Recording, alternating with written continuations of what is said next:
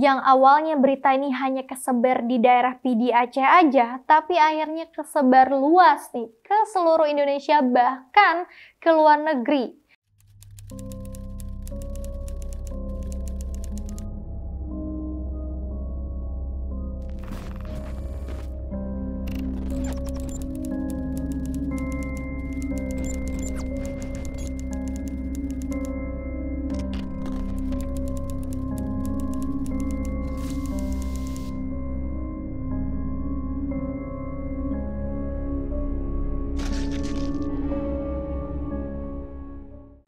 Halo everyone, balik lagi di our channel Kena Mental. Gue mau ngucapin terima kasih banyak buat kalian yang udah ngeklik video ini dan masih terus stay untuk nungguin video terbaru dari channel Kena Mental. Kali ini gue mau ceritain sejarah di Republik kita yang tercinta ini, di mana rakyat Indonesia di PHP secara massal oleh seorang perempuan. PHP massal ya, bukan PHK massal. Kalau PHK massal bisa demo berjilid-jilid. Gak hanya rakyat biasa aja, tapi wakil presiden saat itu pun ikut tertipu. Ini dia ceritanya. Ia adalah Cut Zahara Fona, wanita asal Aceh tamatan sekolah dasar, namun memiliki ide jenius yaitu kemampuan untuk menipu. Perempuan asal Kabupaten Pidi ini mengaku bahwa janin yang saat itu dikandungnya bisa berbicara, bahkan mampu melantunkan ayat suci Al-Quran. Masyarakat yang penasaran pun saat itu datang berbondong-bondong hanya untuk menempelkan kupingnya ke perut perempuan yang sedang hamil itu untuk mendengarkan lantunan ayat suci Al-Quran. Janin yang bisa mengaji ini gak hanya gempar di Indonesia aja, tapi fenomena ini juga menarik perhatian Perdana Menteri Malaysia, yaitu Tengku Abdul Rahman Putra yang saat itu sedang menjabat. Beliau ini percaya bahwa fenomena tersebut itu memang benar adanya, karena semua bisa aja terjadi ketika Tuhan sudah berkehendak. Bukti nyatanya adalah kisah Bunda Maria yang melahirkan Nabi Isa alaihi salam. Nah, anggapan pada kasus Cut Zahara ini, orang-orang juga merujuk pada kisahnya Ibunda Maria ini. Buya Hamka, pendiri Majelis Ulama Indonesia atau MUI, juga memberikan pendapat yang serupa.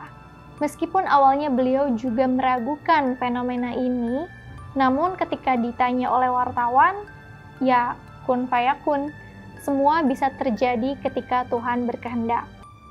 Hebatnya, kasus Cut Zahara ini sampai ke telinga wakil presiden kita saat itu, yaitu Bapak Adam Malik. Bapak Wapres kita pada era Soeharto saat itu juga meyakini hal yang sama dan diyakini atau didukung juga nih pendapatnya oleh adiknya sendiri. Karena saat itu mayoritas masyarakat juga percaya, maka Bapak Adam Malik ini akhirnya mengundang si Cut Zahara ini untuk datang ke Istana Negara. Wow, sampai diundang ke Istana Negara. Anehnya saat itu masyarakat tuh nggak ada yang sadar, bahkan nggak ada yang mempertanyakan nih sebenarnya usia janinnya tuh udah berapa sih? Untunglah kemudian ada Kakanwil Kesehatan DKI Jakarta Dr. Herman Susilo yang saat itu memiliki pendapat yang berbeda. Secara medis, bayi yang berada di dalam kandungan tidak mungkin dapat berbicara ataupun membuka mulutnya. Karena untuk bernafas normal aja dia masih sulit, ya tahu sendiri kan bayi kalau misalnya dalam perut itu masih dikelilingi oleh air ketuban. Nah, karena punya pendapat yang berbeda, bahkan si Dr. Herman ini pernah diancam akan dibunuh oleh fans fanatik yang percaya akan fenomena tersebut. Untuk menghindari ancaman, akhirnya dokter ini pun bersembunyi. Kedok Cut Zahara ini pun akhirnya terungkap ketika dia datang ke Banjarmasin. Wah, kayaknya sampai touring tuh ya. Panglima Daerah Kepolisian atau saat itu disebutnya Kapolda, Kalimantan Selatan Brigjen Abdul Hamid Swasono, itu dia nggak percaya sama sekali mengenai janin yang bisa berbicara tersebut. Akhirnya ditemani oleh istri dan polwan, mereka pun datang nih ketemu Cut Zahara. Niatnya pura-pura ingin mendengarkan suara dari janin tersebut. Tapi dengan taktik yang jitu, akhirnya si polwan ini berhasil menyingkap kain Cut Zahara dan menemukan tape recorder di balik kain yang dipakainya. Nah, setelah kedoknya terbuka, akhirnya Cut Zahara ditangkap dan dipenjara. Meskipun dia sempat kabur, tapi akhirnya dia bisa ditangkap lagi. Dikabarkan Cut Zahara ini menuturkan bahwa awalnya itu dia hanya iseng dan membuat hiburan semata dengan meraup keuntungan sebanyak mungkin dari orang-orang yang penasaran akan janin dia yang bisa bicara tersebut. Yang awalnya berita ini hanya kesebar di daerah PD Aceh aja, tapi akhirnya kesebar luas nih ke seluruh Indonesia, bahkan ke luar negeri. Yang tadi udah sempat dibahas tuh, ke Malaysia, Perdana Menteri bahkan ya, sampai ketipu juga. Nah, di zaman sekarang aja nih yang udah modern, hoax yang beredar di WhatsApp group, di Facebook, di Instagram, Twitter, itu masih banyak orang-orang yang berhasil percaya dan ketipu. Apalagi zaman dulu yang bisa dikatakan informasi itu masih terbatas dan nggak bisa ataupun nggak mudah untuk diverifikasi kebenarannya. Peneliti sejarah LIPI Asfi Warman Adam mengungkapkan tahun 1970-an teknologi tape recorder itu bisa dikatakan masih baru di Indonesia.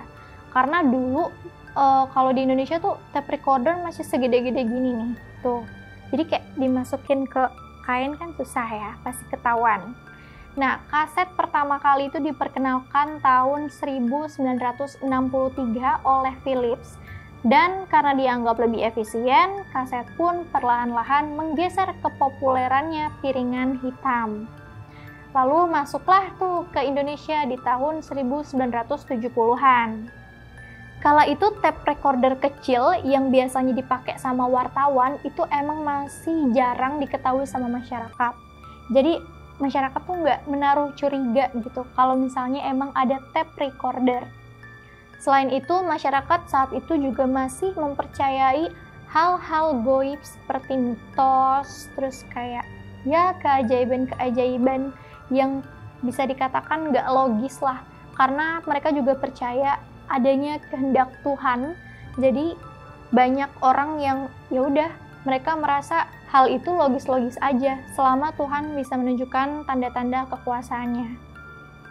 Oke, dalam teori psikologi, Cut Zahara Fona dan suaminya ini bisa dikatakan mengidap gangguan jiwa berupa delusi dan waham kebesaran. Nah, apaan tuh waham kebesaran? Jadi pengidap waham kebesaran ini tuh akan merasa dirinya lebih hebat dibandingkan orang lain. Selain itu, pengidapnya juga merasa orang lain bahkan seluruh penduduk bumi itu sangat mudah untuk dibohongi atau ditipu. Sedangkan petinggi-petinggi yang tadi juga ikut ketipu, bisa dikatakan mereka juga mengalami delusi karena mitos atau kepercayaan yang saat itu diyakini. Sehingga mereka nggak bisa nih berpikir jernih dan menggunakan akal sehatnya. Nah, gimana guys? Sudah berapa banyak kebohongan yang kita hirup setiap hari? Sebelum meyakini kabar burung, dunia ini bisa aja terbagi antar dua kelompok. Kelompok yang menipu dan kelompok yang ditipu. Kalau misalnya kalian nggak mau berada di dua belah pihak tersebut, gunakan akal sehat kalian. Nah, buat kalian teman-teman semua, thank you banget yang udah nonton video ini sampai selesai. Buat kalian juga yang suka video ini, jangan lupa like, komen, dan share ke teman-teman kalian. Dan dukung kita dengan cara klik tombol subscribe di bawah ini. Gue Fani, sampai ketemu di video selanjutnya. Bye-bye.